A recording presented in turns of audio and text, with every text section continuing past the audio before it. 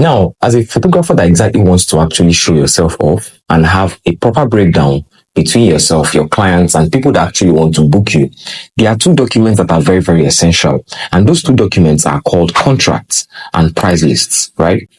Every photographer, whether wedding, portrait, maternity, or any category you fall into, as far as you want to actually show off the type of things you do, the services you render, a price list that is detailed, that with a proper explanation of these are the type of things we offer, is very advisable to get.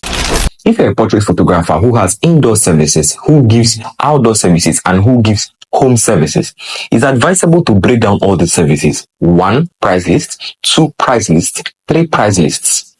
If you actually offer special type of, let's say, products or whatsoever that the client might potentially need, a price list to break down those type of products can also be advised to have. A typical example are people that actually offer frame services, people that sell props, people that sell canvas backdrops, people that sell other things that other photographers might need or a client might require. Do not have a price list that is seemingly a general price list. It's advisable to have more than 1, 3, 5, 7, 9, depending on what you want to do. Now, there are people that if they are traveling out of the country to go and shoot for someone, the prices they have is entirely different from the price of someone that's going to shoot in the country. And then the currency that they actually charge with is different from the currency if they're charging in Nigeria. So you should have a price list for someone that stays in Nigeria and for someone that stays outside Nigeria. These are different categories of price lists that different persons should actually note and have within their arsenal to ensure that whenever you're going to pass across the information or give details to the people that do business with you or people that intend to do business with you, you'll be as clear as possible. Nobody exactly wants to be doing business with an uncertain individual, irrespective of the skill set, because they might decide that today I'm comfortable with this price, tomorrow I'm comfortable with that price, and those individuals might not be really comfortable with you flinging price around randomly, therefore making your brand look like a place where children come to play. The next thing to actually have at your arsenal is your contract. What's a contract? As the name implies, it's majorly a legal binding.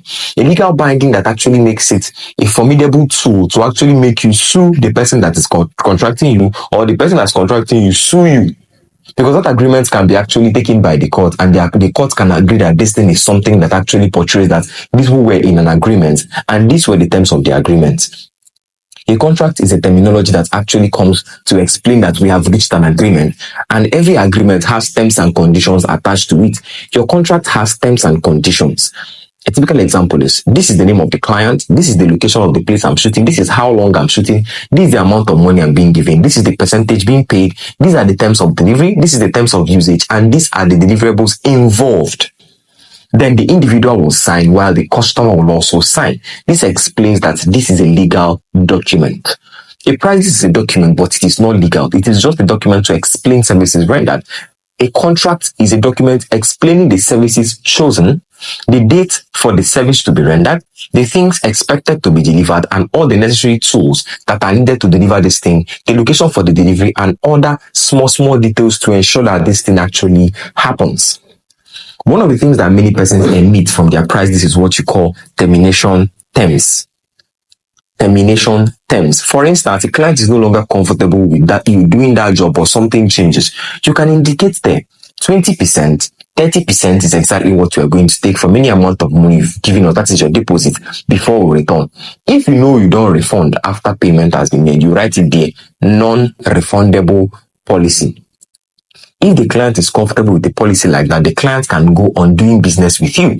If the person is not comfortable with it, it can be either readjusted, renegotiated, or the deal will be called off. All these things are things that that the contract contains. And if anybody flaws or falters in his own end, there is a penalty.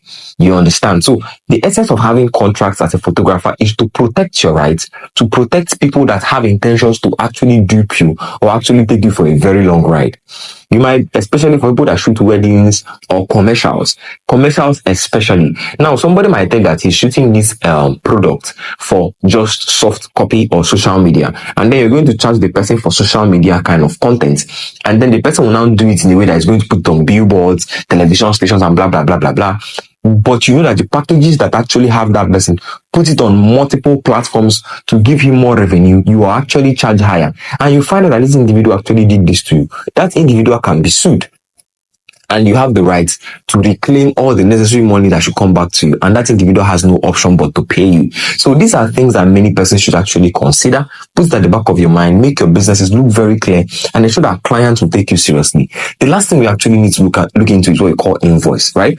An invoice is just a breakdown of the amount of money that's been given to you, that has been sent to you, the platform that it was sent to, and how it was actually sent. These things help you look very standard, make you look professional, make people take you seriously, and ensure that you are perceived a premium brand.